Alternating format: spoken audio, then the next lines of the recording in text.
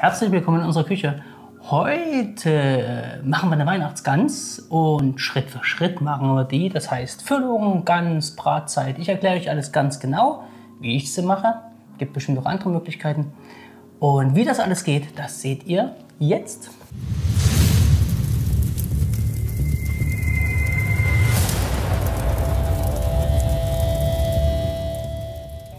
Und da geht's schon los. Wir beginnen mit der Füllung. Also das heißt, die Gans wird ja gebraten im Backofen oder auf dem Grill, wo ihr wollt. Und damit die auch nach was schmeckt, packen wir uns eine Füllung rein. Gans ist ein hohler Braten. Das heißt, ihr habt immer einen relativ großen Körper der Gans und wenig Fleisch dran. Also Gänsebrust, Gänsekeulen, ist alles recht überschaubar. Deswegen gibt es so Füllungen, wo manche Menschen ganze Hackfleischdinger da reinschieben oder noch einen Huhn reinstecken. Man kann aber auch eine Füllung reinmachen und das ist das Gängigste, dass man einfach da so ein paar Geschmacksstoffe reinpackt. Wir haben dazu jetzt ein paar Maronen, Pflaumen, bisschen Beifuß. Der mildert die Verdaulichkeit des Fettes ab. Deswegen ist Beifuß bei so fetten Geflügeln wie Gans und Ente immer eine gute Idee. Und dann haben wir saure Äpfel, Boskop oder irgendwas ähnliches. Es steht im Laden dran, ob die säuerlich sind. Und noch eine Orange. Und jetzt kommt unsere gesamte Füllung. Erstmal wird die klein gemacht, Schritt für Schritt, und kommt in unsere Schüssel. Wir beginnen mal mit den Maronen. Habe ich schon mal angefangen, heimlich, ohne euch. Da kommt ihr am besten, ihr spaltet die. Jetzt könnt ihr die Schale ganz gut abziehen. Sollte die noch nie gut abgehen, kann man die, wenn man möchte, auch noch in heißes Wasser 20 Minuten baden. Aber ich denke mal, das geht ganz gut ab. Und jetzt kann man die recht gut hier reinbröseln oder man viertelt sie nochmal, alles möglich. Und was macht man dann mit der Füllung? Die Füllung kommt in die Gans rein. Und dann, nimmt man die raus? Ist die so dazu? Das gibt's. Also in Amerika ist es so, dass die Füllung wirklich auch dazu gegessen wird. Das weiß ich dort. In Deutschland wird sie eher immer als Soßenansatz genommen. Die Geschmacksstoffe, entweder wird es ein bisschen mitpüriert. Das wird halt einfach dieses, was dann abtropft, das seht ihr dann, als Soßenansatz genommen. Man kann die bestimmt auch mitessen. Schreibt es mir in die Kommentare, wie ihr es macht. Da unten rein. So, ihr seht, das geht hier ganz ruckzuck. Wir machen einen kurzen Zeitsprung. Ihr seht, wenn die Maronen fertig in der Schüssel sind. It's magic and it's here fertig. Also die Maronen sind jetzt so geviertelt in dieser Schüssel. Das sind ungefähr 100 Gramm, vielleicht ein bisschen mehr. Und jetzt kommen dazu, ich stelle das mal hier so hin, die schwebende Tasse muss mal ein Stück zur Seite. Und jetzt kommen hier dazu nochmal solche Trockenpflaumen. Die gibt es in Tüten recht günstig zu kaufen. Die zerquetschen wir uns einfach, auch so 100 Gramm nehmen wir davon. Also die Hälfte von diesen ganzen Haufen hier. Ach komm, eine geht noch. Was soll der Geiz? Dazu kommt jetzt unser Apfel, gewaschen. Wir schneiden das Kerngehäuse raus. Machen uns kleinere Stückchen aus dem Apfel. Das Kerngehäuse schneiden wir raus, weil ich eventuell etwas davon püriere am Schluss, um die Soße anzudicken. Das entscheide ich kurz vor Schluss. So, Apfel Nummer 1 ist fertig.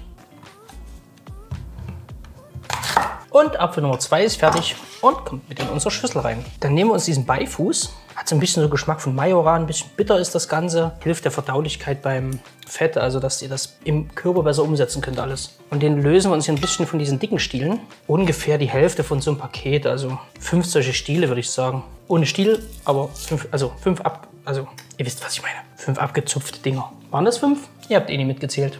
Aber ihr könnt jetzt zurückspulen und zählen, verdammt. Und dann haben wir noch diese Orange. Und wie wir die jetzt hier verarbeiten, zeige ich euch. Und zwar schneiden wir die erstmal großzügig unten und oben weg.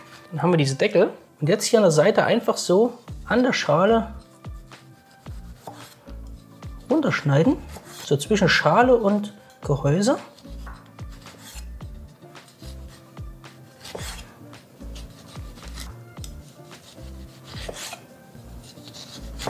Wenn jetzt noch zu viel Weißes dran ist, einfach nochmal so absäbeln das Ganze. Und genauso diese Orange, der Mitte, das nehmen wir auch noch raus. In kleinere Stücken schneiden und mit zu unserer Füllung. Nun mit unseren sauberen Händen die Füllung durchrühren, durchmengen. Alles schön durcheinander wirbeln hier drin. Kurz Hände waschen. Jetzt geben wir hier noch eine Prise Salz ran. Jetzt und 2. Und ein bisschen Pfeffer. Das war's. Das Ganze kommt jetzt in die Gans. Und wie wir die Gans vorbereiten, seht ihr jetzt. Hier ist es unser Flugviech. 4,6 Kilogramm, also knapp 5 Kilo. Und man merkt hier oben schon dieses Fett. Den ersten Schritt, den er macht, ist natürlich auspacken, auftauen lassen, auspacken, die Innereien rausnehmen. Die stecken meistens hier drin. Wenn keine drin sind, müsst ihr auch keine rausnehmen. Dann waschen, das habe ich jetzt ausgelassen. Ich hoffe, ihr wisst, wie man etwas wäscht. Gehe aber fest davon aus, dass ihr das könnt. Das heißt, die muss innen und außen ordentlich gründlich gewaschen sein. Und dann tupfen wir die trocken. Einmal mit so einem Küchenkrepp. Und wenn die jetzt schön trocken getupft ist, gucken wir uns die mal an. Ihr seht jetzt hier drinnen bei der Gans dieses Fett hier. Und das könnt ihr mit der Hand rausnehmen. Das könnt ihr jetzt, entweder macht euch da Gänsefett draus, aber ansonsten schmeißt es weg. Man kann da Gänsefett draus machen, was man sich dann aufs Brot streichen kann. Aber das würde alles nur in den Bräder landen und eine unheimlich fettige Soße ergeben. Das ist richtig krass. Hier guckt mal, was hier für Fettplatten drin sind. Also hier hinten ordentlich dieses Fett rausmachen. Einfach mit der Hand ablösen. Und wie gesagt, das tun wir beiseite. Solltet ihr irgendeine sinnvolle Verwendung für dieses Fett haben, gerne mal in die Kommentare rein. Nun haben wir hier so eine wunderbare Öffnung. Achten ein bisschen drauf, dass der Hals hier hinten zu ist. Den binden wir, entweder stecken wir den hier rein, binden das einfach ein bisschen zusammen. Ich würde sagen, wir binden es zusammen. Das halten wir ein bisschen hoch hier. Und dann nehmen wir diesen Lappen vom Hals und machen hier so einen Knoten rein. Oder wenn wir Schleifchen machen, guckt mal. Yeah, schick. Unsere Füllung kräftig hier in den Gänsekörper stecken. Am besten so aufstellen. Dann purzelt das Ganze ordentlich rein. Ruhig ein bisschen nachstoßen. Und jetzt den letzten Druck nochmal ausüben. Und ihr seht, die ist ordentlich voll geworden. Jetzt hier hinten das Ganze entweder zusammen nähen, zusammen binden. Wir werden es wieder zusammenbinden. Irgendwie verschließen. Also man kann das zusammen nähen. Man kann das mit so Holzstäbchen durchstecken. Oder man kann das Ganze ein bisschen zusammenbinden. Ich habe noch so eine Rolladennadel gefunden, also einen Schaschlikspieß. Wir nehmen doch diesen Schaschlikspieß. Weil guckt, da kann man so wunderbar immer kreuz der Quere das Ganze hier einspießen. Ja, perfekt, oder? Das hier hinten, das binden wir jetzt wirklich zusammen.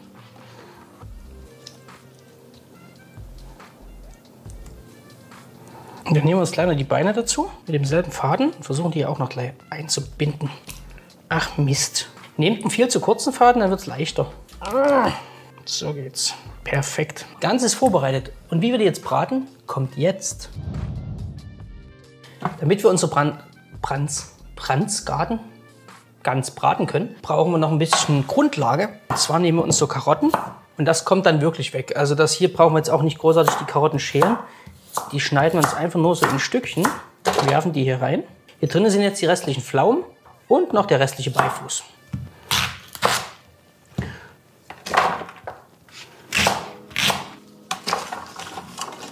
Grundlage ist gebildet und natürlich fast vergessen, die Innereien, die geben wir mit dazu. Die legen wir hier so schön an die Seite. Die geben natürlich ein herrliches Aroma hier ab. Das heißt, diese Ganze, was in der Gans drin war, wenn es nicht drin ist, ist es nicht so schlimm, aber ansonsten einfach mit reingeben. Jetzt damit ab in den Ofen.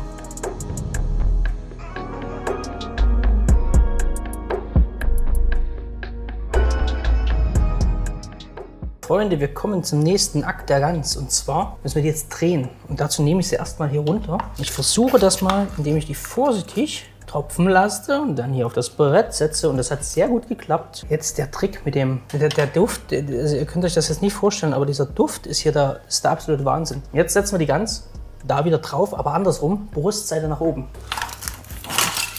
Ihr habt es gesehen, es hat gut funktioniert. Wir legen die ein bisschen schräg drauf, also wirklich komplett Platz. Also ich muss sagen, diese Form von Ikea, die ist schon recht groß, aber für so eine Gans ist es natürlich auch nochmal eine Aufgabe. Und jetzt salzen wir diese Oberseite noch ein bisschen ein, denn das ist jetzt entscheidend dafür, dass die knusprig wird. Das Gitter ist jetzt drunter, damit die nicht mehr in der Flüssigkeit liegt, sondern jetzt nur noch knusprig braun wird. Das Ganze zurück in den Ofen bei 180 Grad, noch mal eine Stunde. Wir sehen uns, wenn sie fertig ist und es wird toll. Kurze Anmerkung noch, wir überpinseln die jetzt immer mit Salzwasser. Also einfach kaltes Wasser nehmen, Salz reinmachen, dass es wirklich richtig salzig schmeckt und dann immer mit dem Pinsel so alle Viertelstunden in der Stunde, also 4-mal macht man das dann insgesamt, mal die Haut überpinseln mit dem Salzwasser, damit die schön kross wird.